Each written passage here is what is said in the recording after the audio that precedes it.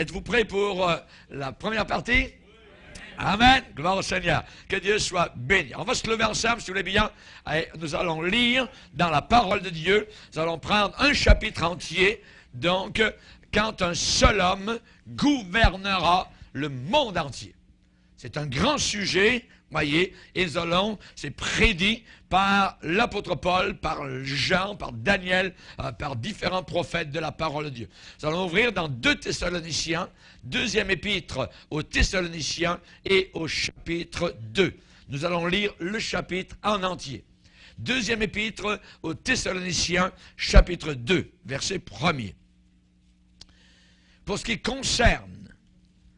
qui concerne l'avènement de notre Seigneur Jésus-Christ et notre réunion avec lui, c'est-à-dire l'enlèvement.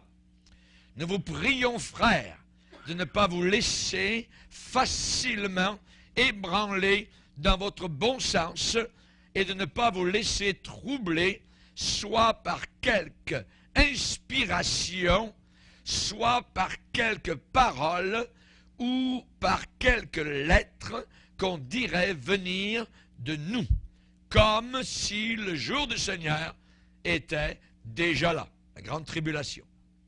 Que personne ne vous séduise d'aucune manière, car il faut que l'apostasie soit arrivée auparavant et qu'on ait vu paraître l'homme du péché, le fils de la perdition, l'adversaire qui s'élève au-dessus de tout ce qu'on appelle Dieu ou de ce qu'on adore, jusqu'à s'asseoir dans le temple de Dieu à Jérusalem et se proclamant lui-même Dieu.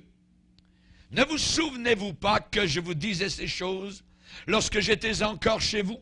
Et maintenant, vous savez ce qui le retient, ce qui l'empêche, afin qu'il ne paraisse qu'en son temps.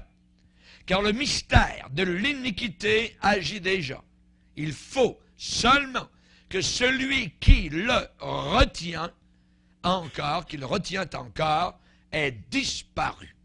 Et alors, à ce moment-là, paraîtra l'impie que le Seigneur Jésus détruira par le souffle de sa bouche et qu'il anéantira par l'éclat de sa venue.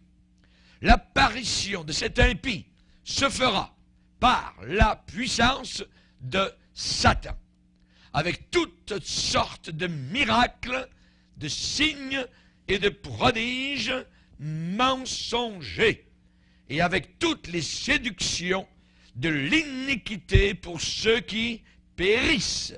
Pourquoi? Parce qu'ils n'ont pas reçu l'amour de la vérité pour être sauvés. Aussi, Dieu lui-même, leur envoie une puissance d'égarement pour qu'ils croient au mensonge, afin que tous ceux qui n'ont pas cru à la vérité, mais qui ont pris plaisir à l'injustice, soient condamnés.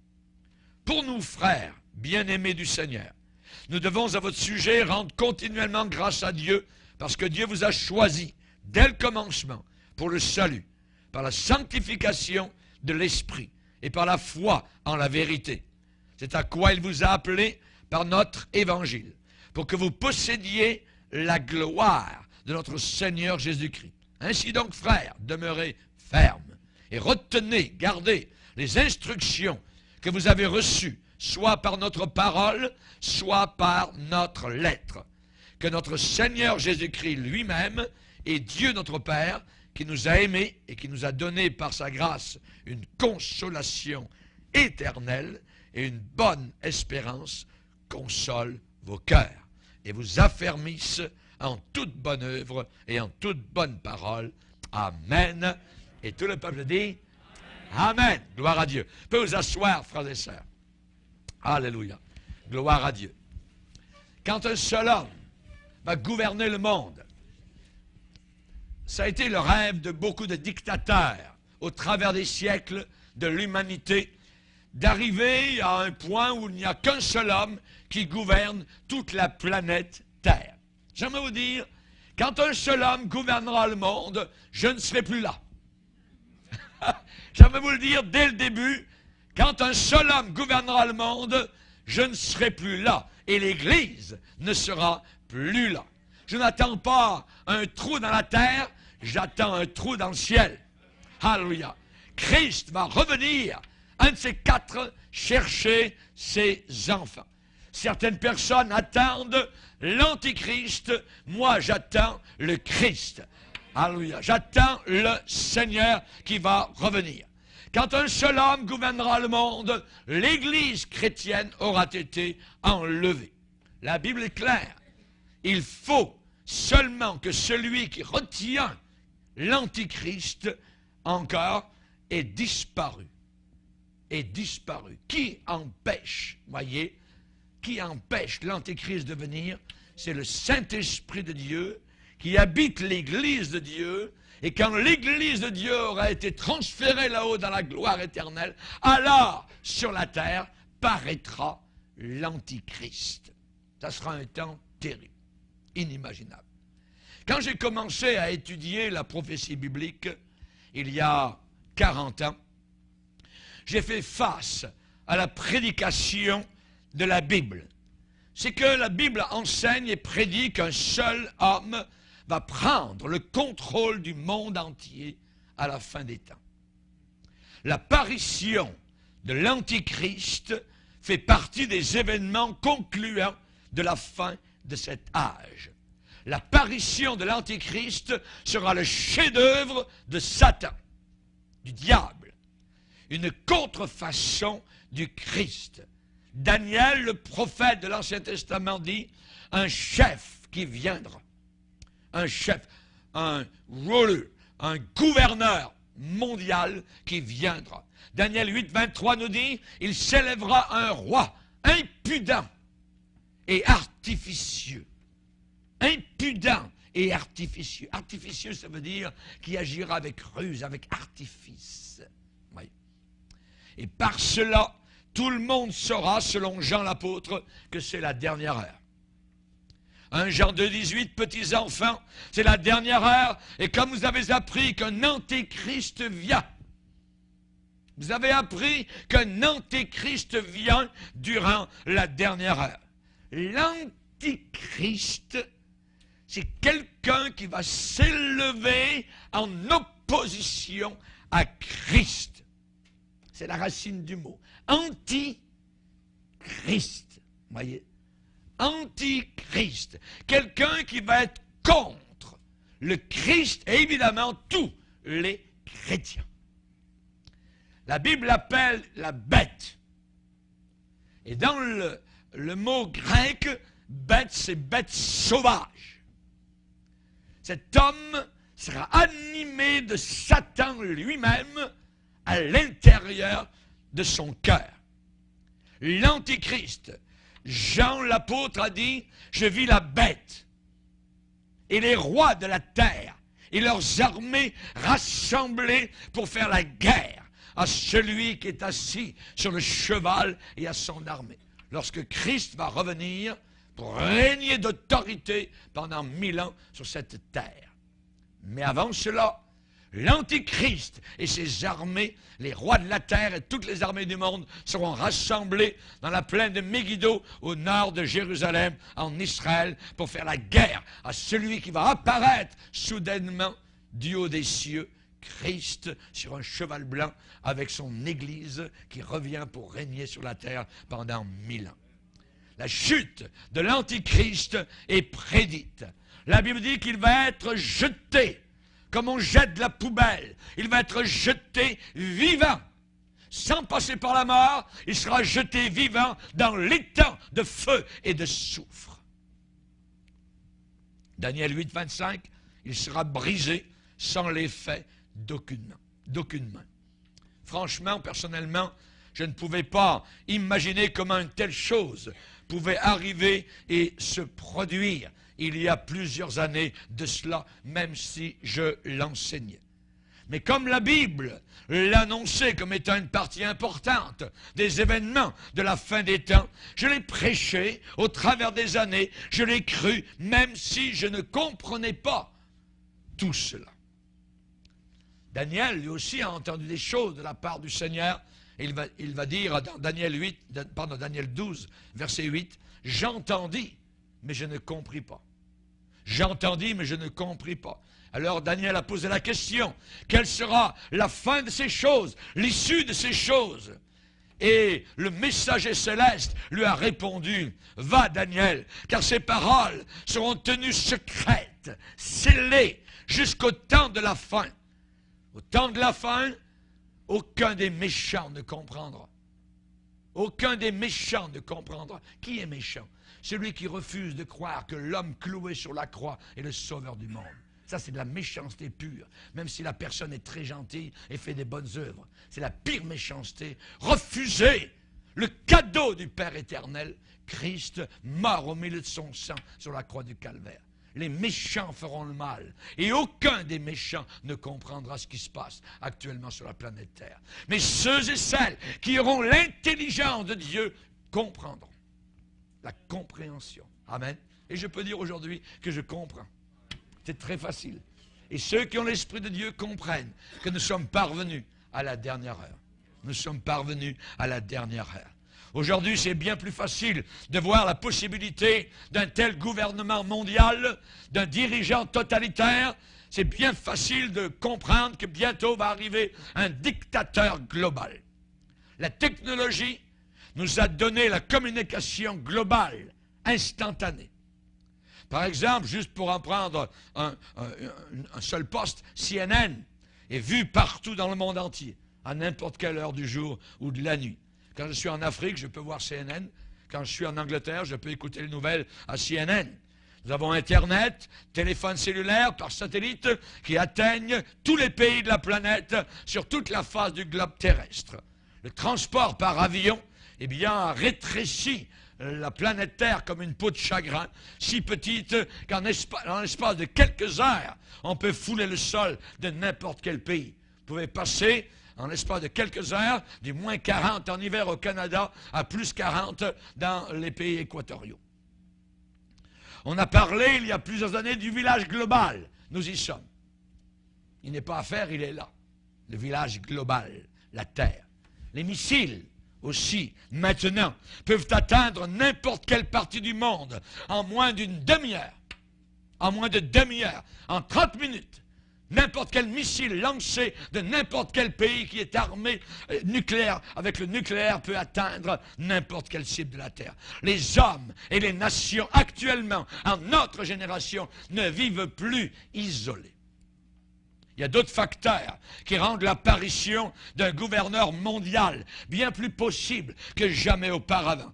La Bible prédit qu'à la fin des temps, il y aura sur la terre un chaos inimaginable à la grandeur du monde entier, une instabilité, une incertitude terrible, un désordre inimaginable qui vont augmenter terriblement alors que nous approchons à grands pas à la fin de cet âge. Psaume 2, pourquoi ce tumulte parmi les nations?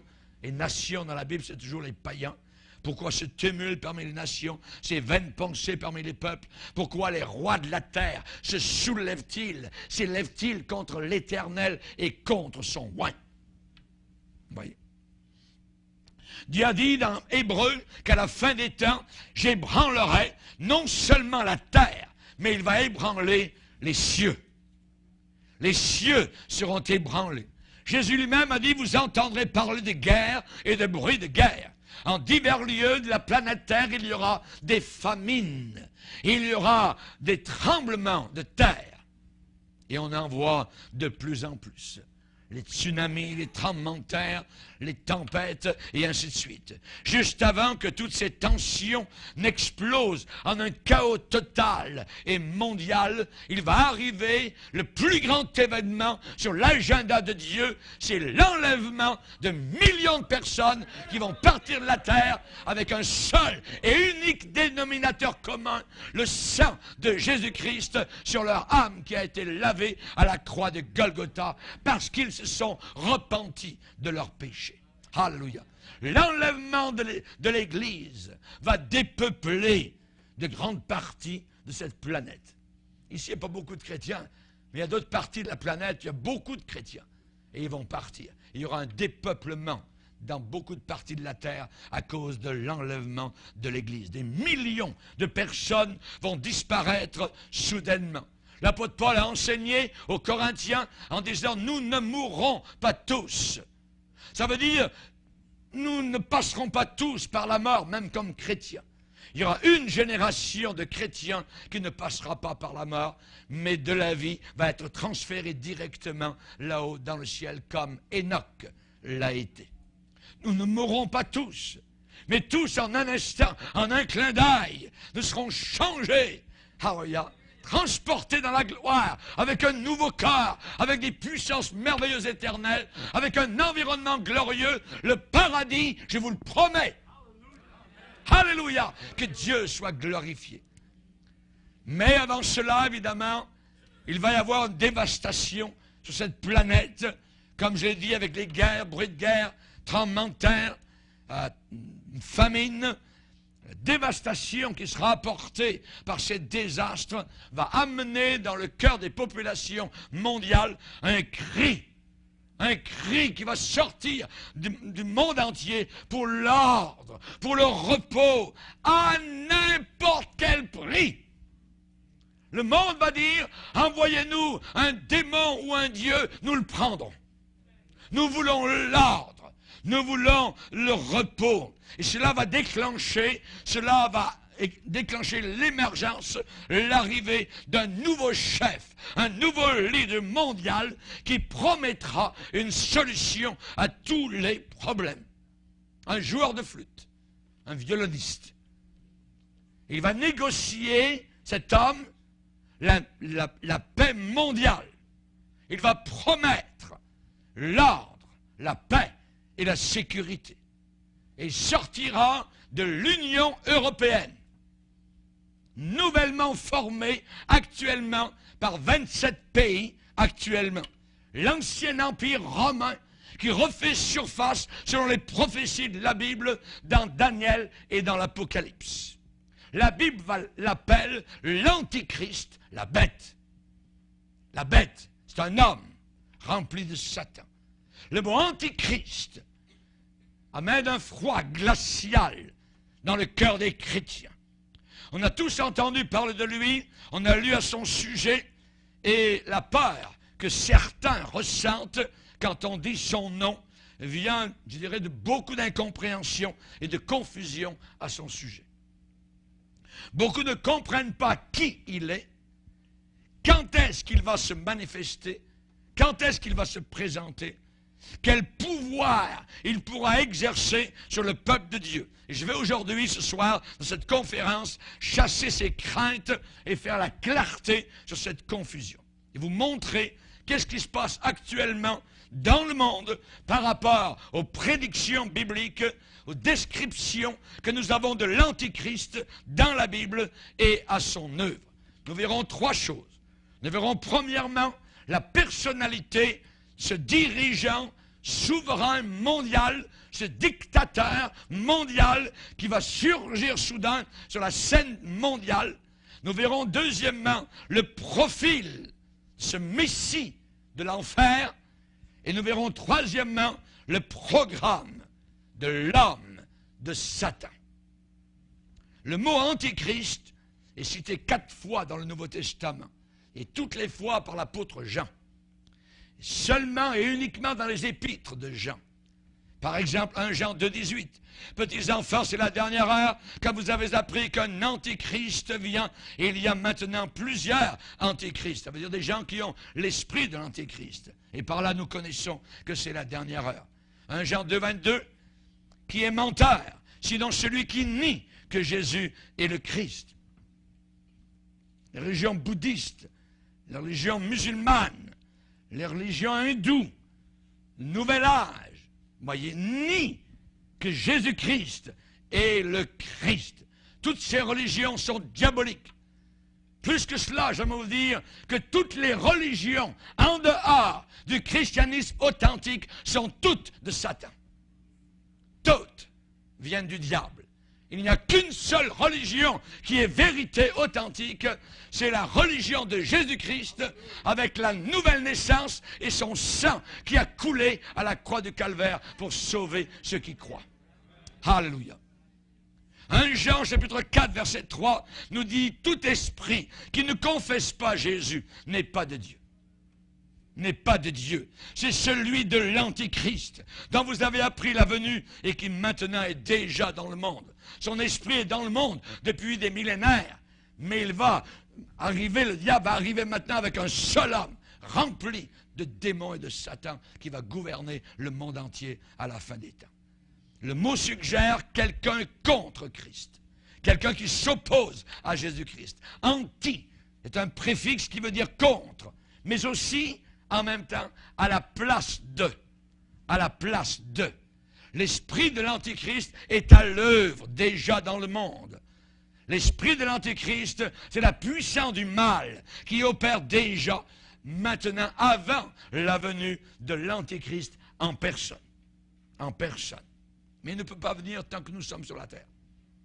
Tant que les chrétiens sont là, il ne peut pas arriver. Mais tout se prépare pour que lorsque l'Église sera enlevée, le lendemain matin, l'Antéchrist sera visible, les gouvernements seront, tout en place pour mettre, évidemment, donc, en place ce gouvernement mondial. Contre Christ, à la place de Christ, sont les deux sens qui vont s'appliquer à ce leader du monde entier qui s'en vient, qui arrive. C'est pas peut-être il ne viendra pas, il va arriver. La Bible est la vérité. Premièrement, il va s'opposer ouvertement à Jésus-Christ de Nazareth. Ce sera le summum du mal. Deuxièmement, en même temps, il se fera passer pour Christ en personne, pour un Messie, pour un sauveur, pour régler tous les problèmes de l'humanité. Il sera tellement méchant que le Saint-Esprit, dans la Bible, l'appelle la bête. Bête sauvage. L'Antéchrist vivra de façon agressive, à la hauteur de son nom terrible. Il sera le Superman de Satan. Il persécutera, torturera, tuera le peuple de Dieu. L'Antéchrist va conduire les armées du monde à la grande bataille finale d'Armageddon pour se battre directement contre le Christ. L'Antéchrist sera le dictateur le plus puissant que le monde a jamais vu. En face de lui, les Césars, les Hitler, Mao Tse-tung, Saddam Hussein sembleront de faibles, de faibles dictateurs à côté de lui qui s'en vient. Staline, Lénine pour la Russie, Amin Dada pour l'Ouganda, Ceausescu pour la Roumanie seront des enfants de cœur en comparaison. Cet homme de Satan qui s'en vient à la fin des temps pour, enfermer l'humanité entière dans les puissances de Satan. Même si l'Antéchrist est identifié par son nom seulement 4 fois dans la Bible, on le voit avec beaucoup d'autres noms variés dans d'autres passages. Cet homme-là, la Bible, dans Daniel par exemple, juste dans Daniel, il y a 4 autres noms. Il s'élèvera un roi impudent et artificieux. Impudent, ça veut dire cynique, effronté, éhonté, sans aucune honte, grossier, insolent, indécent. Artificieux, nous dit Daniel. Cela veut dire qu'il va agir avec astuce, déguisé, trompeur, comme son maître, le diable. Artificieux. Daniel va dire qu'il aura du succès dans ses ruses et de l'arrogance dans son cœur. Master of intrigue. Maître d'intrigue. Daniel 9, 26 dit, un chef qui viendra. Le prince qui est à venir.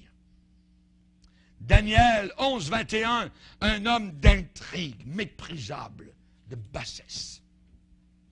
Zacharie 11 nous parle d'un pasteur insensé. Il va se faire passer pour le pasteur du monde entier, pour les diriger dans le droit chemin. Paul, dans 2 Thessaloniciens, l'appelle l'homme du péché, le fils de la perdition. Celui qui apporte la destruction, l'adversaire qui s'élève au-dessus de tout ce qu'on appelle Dieu ou de ce qu'on adore, se proclamant lui-même Dieu. Et les gens vont le croire. La planète Terre est prête pour accueillir un homme et ils vont croire que c'est Dieu. Pourrions-nous l'imaginer? Mais nous voyons que ce qui se passe actuellement dans cette génération, eh bien, ils sont capables, évidemment, de croire cela. Dans Thessaloniciens, on l'appelle l'impie, c'est-à-dire le lawless one, l'homme sans loi. La seule loi qui existera à ce moment-là sera lui. L'impie, l'homme méchant. Apocalypse 13 nous dit la première bête, une bête, vous voyez, qui monte de la mer, avec 10 cornes et 7 têtes, et sur ces cornes 10 diadèmes, et sur ces têtes des noms de blasphème. L'étude de toutes ces références que je viens de citer sont l'introduction à l'Antichrist. La description est très détaillée dans la Bible, mais cependant, son identité n'est pas révélée. Même si on n'a pas son identification spécifique, il y a beaucoup de spéculations pour savoir qui ça peut être. Qui ça peut être, son nom, etc. C'est des spéculations. Et beaucoup de noms ont été suggérés. Si vous allez sur Google, voyez, qui est l'Antichrist? Il y a 1 500 000 suggestions, de propositions.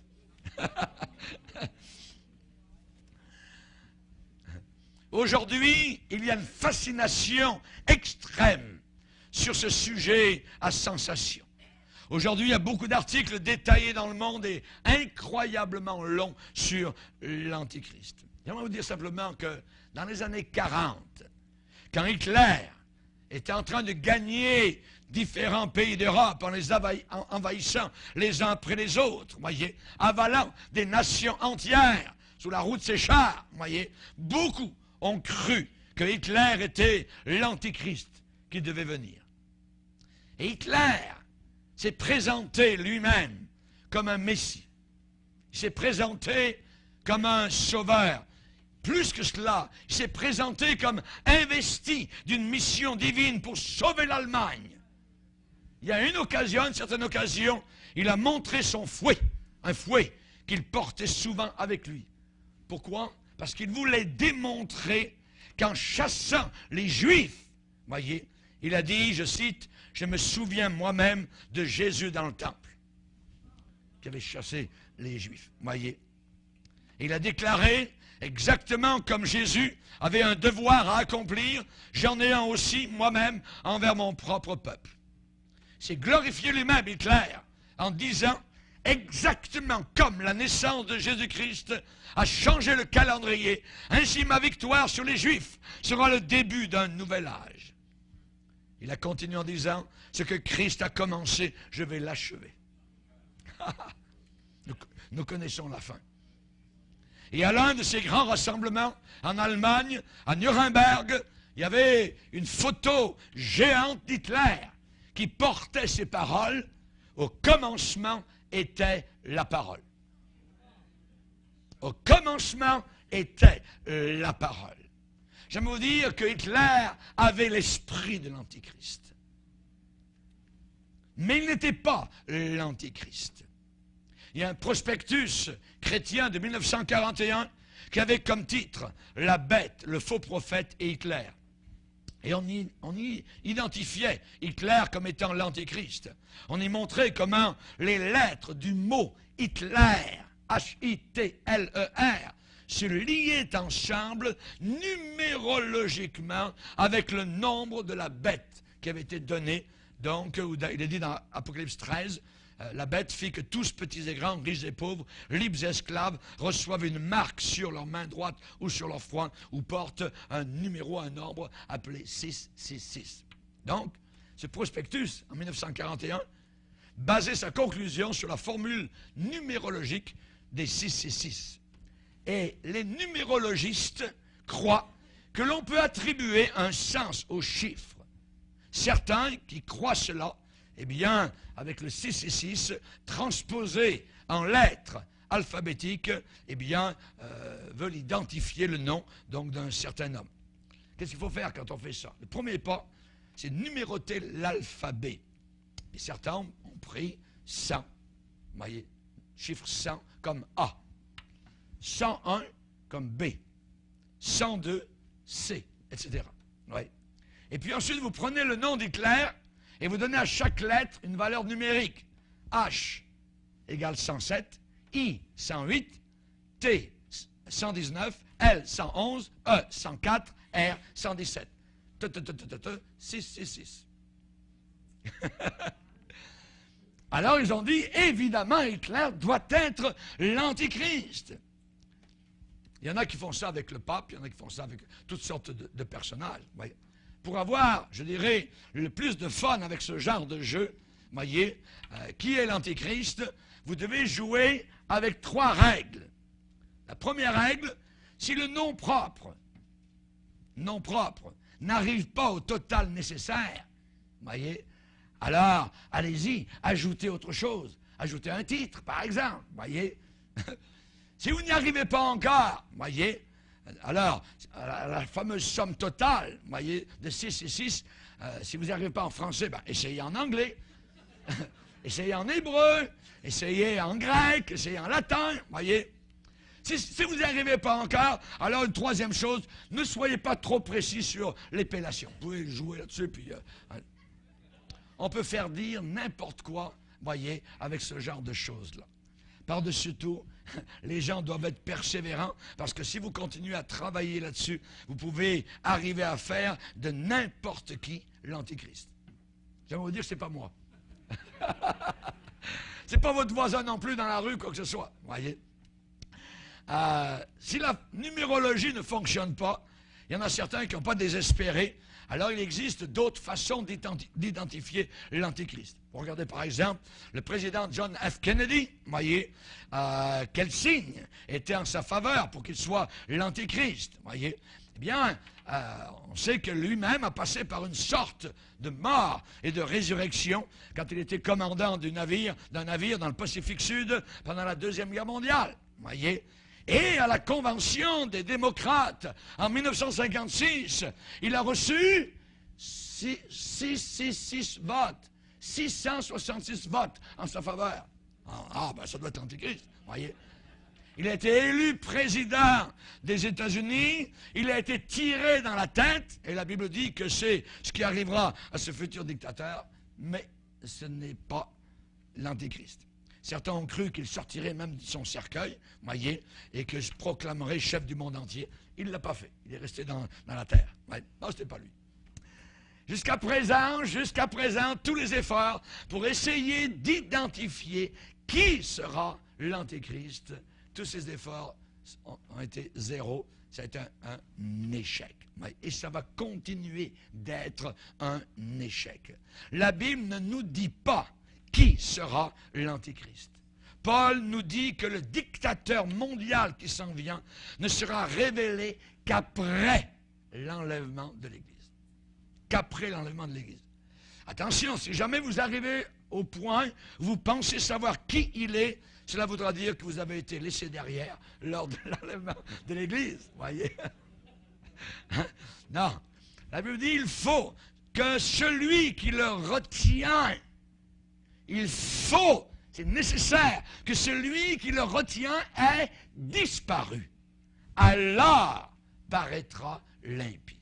Alors, à ce moment, quand on ne sera plus là, vous voyez, là, l'impie, donc l'Antéchrist va paraître. Cependant, s'il est impossible de connaître l'identité du prochain chef mondial, cependant, il est possible de connaître quelle sorte d'homme il sera. Et la Bible nous donne une richesse d'informations à son sujet. On va explorer cette information. On va apprendre ce soir un peu plus sur l'Antéchrist. N'oubliez pas, il ne paraîtra qu'en son temps. Qu'en son temps. Pour qu'il arrive, il faut 2 événements soient déjà arrivés avant lui. L'un, c'est l'enlèvement de l'Église. Voyez, il faut que l'enlèvement ait eu lieu. La deuxième chose, il faut qu'il y ait une apostasie totale et globale. C'est-à-dire un reniement de Jésus-Christ, de l'Évangile et de la Bible.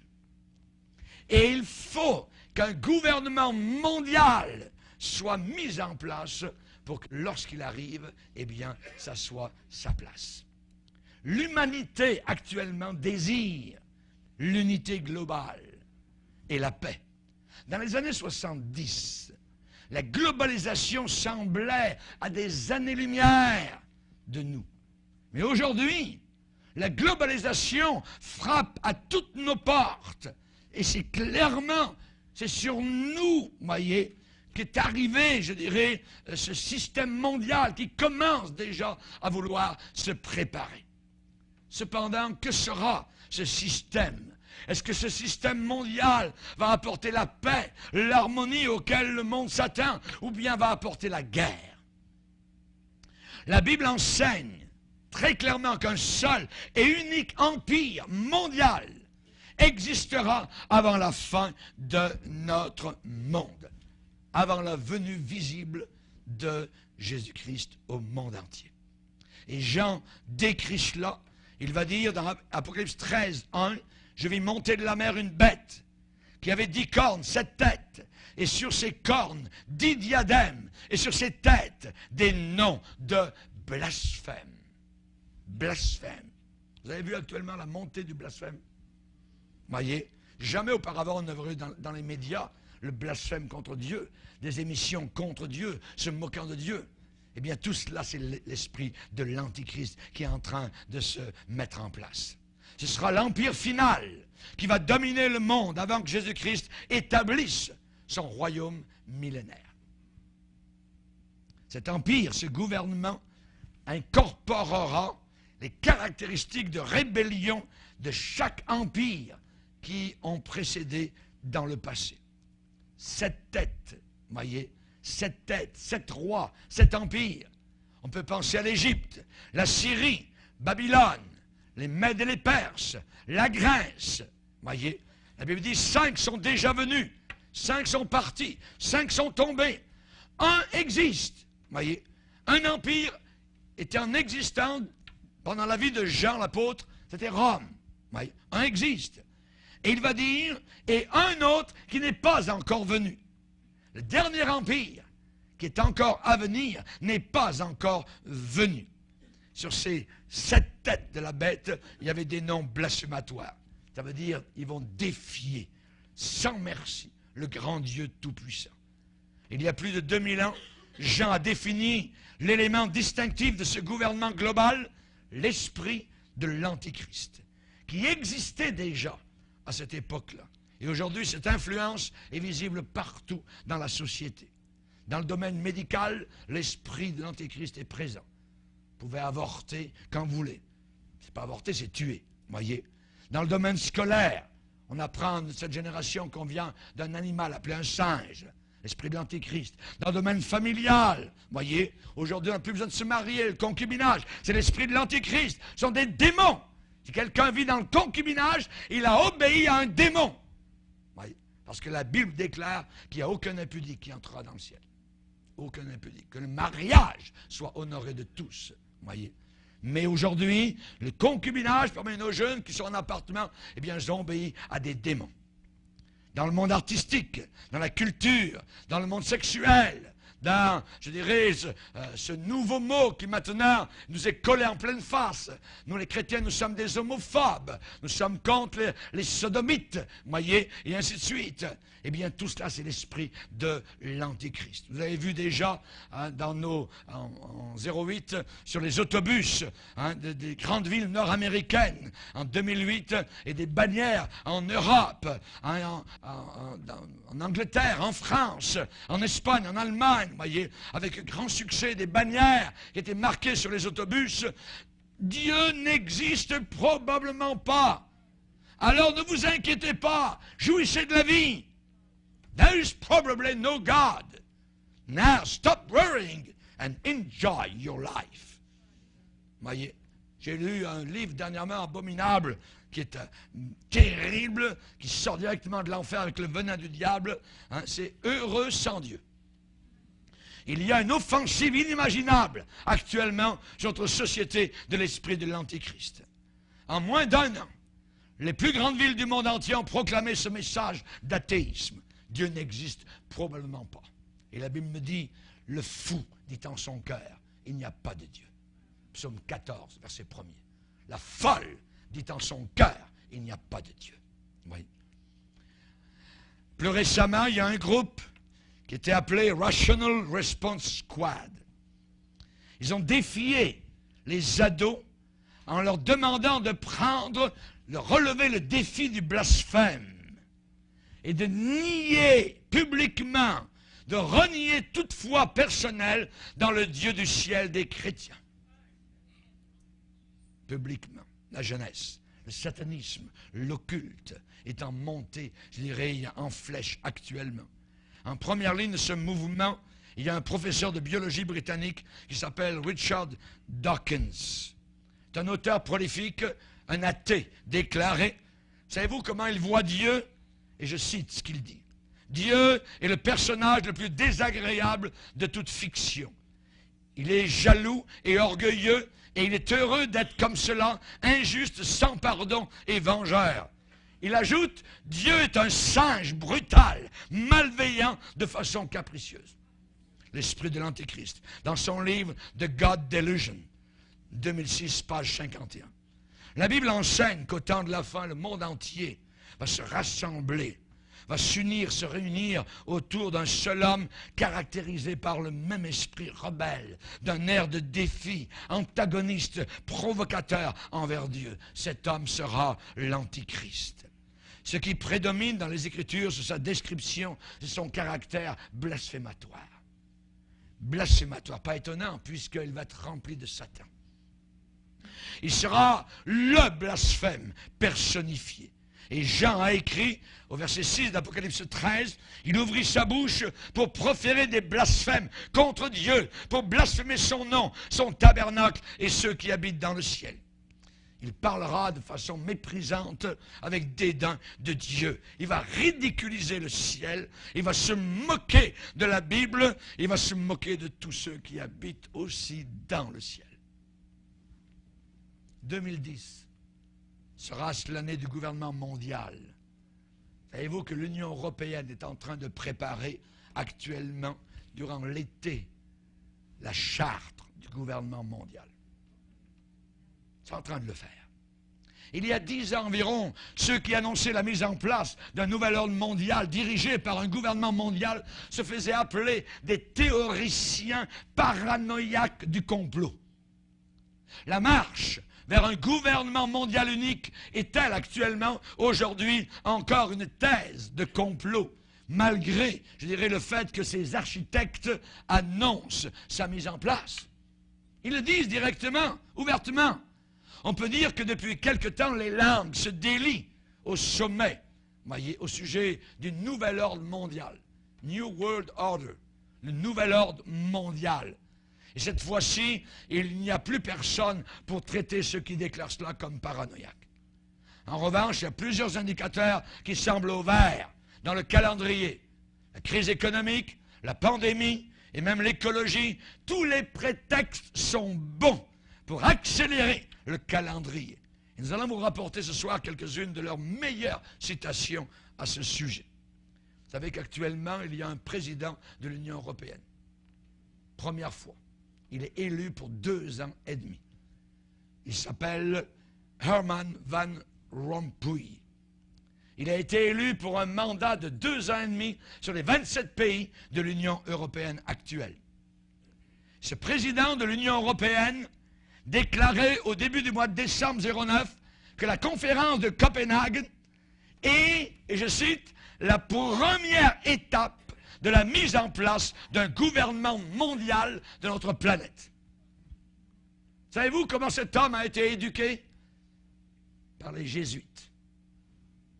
Et quand on connaît ce que sont les jésuites, c'est l'arme offensive de l'Église catholique romaine cachée sous la religion. C'est le premier ministre de Belgique, premier président de l'Union européenne à plein temps. L'Europe devient une seule nation comprenant plusieurs États subordonnés, 27 actuellement. Et dans son discours, ce monsieur d'intronisation, il n'a pas perdu de temps pour donner son point de vue. Il a dit l'année 2009 est la première année du gouvernement global avec l'établissement du G20 au milieu de la crise financière. Maintenant, l'écologie est un prétexte.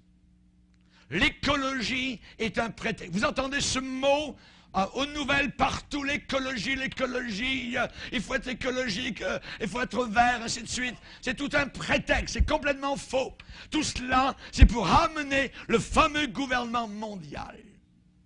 Le secrétaire général des Nations Unies, Ban Ki-moon, a une fois de plus publiquement admis que le plan derrière le sommet de Copenhague sur le changement climatique, c'est l'imposition d'un gouvernement mondial qui va marquer maintenant la fin de la souveraineté nationale des pays de la planète Terre, environ 200. Ça va être fini très bientôt. Et en parlant du plan d'imposition de limites sur les émissions de CO2, ainsi que des taxes mondiales sur toute transaction financière, et je vous en parle un peu plus tard de cela, ils vont bientôt mettre une taxe sur toute transaction financière que vous allez faire, et dans le monde entier. On va en reparler. Ils vont mettre des taxes directes sur le PIB, et le président des Nations Unies actuel, Ban Ki-moon, a déclaré au Los Angeles Times, lors d'une interview, nous établirons une structure de gouvernance mondiale pour contrôler et gérer la mise en œuvre de nos mesures.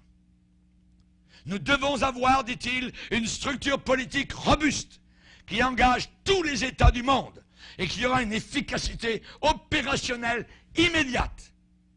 Il ne s'agira pas d'une simple déclaration politique, dit-il, pour en faire une. Il s'agira d'une structure politique qui va lier tous les États et qui mènera à un traité ayant force d'exécution l'année prochaine, 2010. Il a déclaré cela à Bruce Wallace du Time Magazine, ajoutant qu'un traité formel, c'est-à-dire la charte du gouvernement mondial, sera signé vers la mi-2010. Et de même, Al Gore a affirmé dans un discours au début de cette année que les tentatives de régulation des émissions de CO2 seront menées au travers, écoutez bien, d'un gouvernement mondial et des accords internationaux. De plus en plus, tout est en train de se mettre en place. Le mondialiste et environnementaliste David D. Mayer Rothschild a également révélé le plan pour un gouvernement mondial dans une interview récent avec Bloomberg News. Il a dit, je cite Rothschild, « Nous ne sommes plus à l'étape des négociations. Nous savons tous que bientôt, nous allons établir le plan pour un gouvernement mondial. » La grippe H1N1 est un prétexte. Ça a été monté de toutes pièces. C'est complètement faux. Il voulait créer quoi? Une panique. Ça n'a pas marché. Il voulait créer une panique en 2009 avec le virus H1N1. Mais ça a été comme un pétard mouillé. Et je vais laisser l'ancien conseiller de François Mitterrand, Jacques Attali, nous dévoiler quelques fantasmes intimes de ce monde oligarchique pour imposer le nouvel ordre mondial. En bref, là où le crash financier a pour l'instant échoué, une bonne petite pandémie pourrait précipiter nos leaders à accepter la mise en place d'un gouvernement mondial. Et lui, cet homme, cet ancien conseiller de François Mitterrand, Jacques Attali, dit, et je cite, « L'histoire nous apprend que l'humanité n'évolue significativement que lorsqu'elle a vraiment peur. Elle met alors d'abord en place des mécanismes de défense, parfois intolérables. Voyez, des boucs émissaires et des totalitarismes, parfois des mécanismes futiles, c'est-à-dire de la distraction, pour distraire le monde, le peuple, voyez, pendant qu'ils sont en train de faire autre chose. Et parfois des mécanismes efficaces, des thérapeutiques, écartant, si nécessaire, tous les principes moraux antérieurs. Puis, une fois la crise passée, on transforme ces mécanismes pour les rendre compatibles avec la liberté individuelle et les inscrire dans une politique de santé démocratique. Pour ce monsieur, Attali, et je cite, il dit, « La pandémie qui commence pourrait déclencher une de ces peurs structurantes, car elle fera surgir, mieux qu'aucun discours humanitaire ou écologique, la prise de conscience de la nécessité d'un gouvernement mondial. » Et je cite encore, « Et même si, comme il faut évidemment l'espérer, cette crise n'est pas très grave, il ne faudra pas oublier, comme pour la crise économique, d'en tirer les leçons, afin qu'avant la prochaine, qui est inévitable, on mette en place des mécanismes de prévention et de contrôle, ainsi que des processus logistiques de distribution équitable de médicaments et de vaccins. » Il dit on devra, il n'est pas chrétien, il dit on devra pour cela mettre en place une, écoutez bien, une police mondiale. Une police mondiale, un stockage mondial et donc une fiscalité mondiale.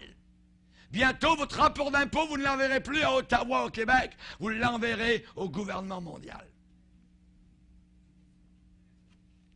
Avant ça, tchou. Mais cela devrait passer par l'instauration d'une nouvelle monnaie. Voyez? On parle de mondialisation.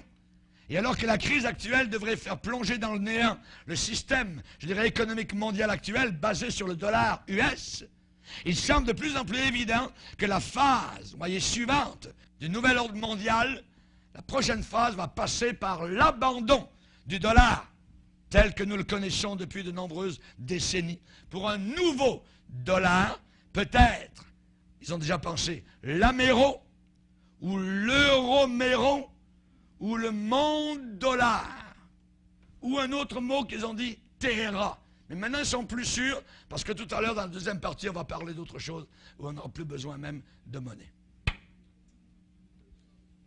C'est un monde oligarchique. Vous n'avez rien compris tout à l'heure quand j'ai dit ce mot, voyez, moi non plus, je l'ai découvert au travers de mon étude. Ce monde oligarchique, pour imposer le nouvel ordre mondial, ça vient du mot oligarchie. Oligos, en grec, qui veut dire peu nombreux, et arché, qui veut dire commandement. C'est un régime politique où l'autorité sera entre les mains de quelques personnes ou de quelques familles puissantes. Ce monde oligarchique est en train de diriger derrière le rideau actuellement le monde entier. Tout se prépare. Nous allons voir maintenant la personnalité du dictateur qui s'en vient du monde entier. Il y a 3 choses à son sujet. Ça va être un homme très, très doué. Un homme charismatique. Un génie intellectuel. Le prophète Daniel a décrit l'Antéchrist dans des termes très vivants, très clairs, très nets, très graphiques. Il a dit, je regardais pendant mes visions nocturnes, et voici, il y avait un 4e animal, une bête, terrible, épouvantable et extraordinairement fort. Il avait les yeux comme des yeux d'homme et une bouche qui parlait avec arrogance. On parle ici de paroles grandiloquentes, pompeuses, vaniteuses, avec faste, un homme très très orgueilleux, un homme suffisant, rempli de lui-même, plus que ça, de Satan. Il va hurler sur la planète Terre des blasphèmes à Dieu assis sur son trône. Daniel 7, 25, il prononcera des paroles contre le Très-Haut. Et dans ces passages de Daniel, on voit que l'une des caractéristiques de ce roi mondial, ce messie de l'enfer qui s'en vient, ça sera un ultime charlatan, politico-religieux. Sa personnalité charismatique sera mise en valeur, sera rehaussée, valorisée par sa capacité de parole. Un homme avec une très très belle élocution. Il va se servir de cela pour séduire les masses de gens sur toute la planète Terre. Il va les placer sous sa domination, son influence, sous sa puissance, sous sa direction, sa gouverne. Il sera le parfait manipulateur, le parfait séducteur, le parfait menteur. Il aura des paroles de puissance. Il sera un orateur hors pair, très entraînant. Il fera des promesses formidables. Il promettra à la terre entière, mer et monde, un très beau parlant. Il séduira ses auditeurs du monde entier et les gens seront bouche bée, retenus par son charme, comme magnétisés, figés sur place, hypnotisés. Nous réalisons trop peu, si peu, la puissance et la capacité d'un bon orateur. Ça peut entraîner les gens dans le bien ou dans le mal. Par exemple, la Bible dit qu'à Icône, Paul et Barnabas parlèrent de telle manière qu'une grande multitude de Juifs et de Grecs crurent à Jésus. Remplis du Saint-Esprit, l'onction de Dieu. Mais de notre côté, cet homme qui s'en vient va séduire le monde entier.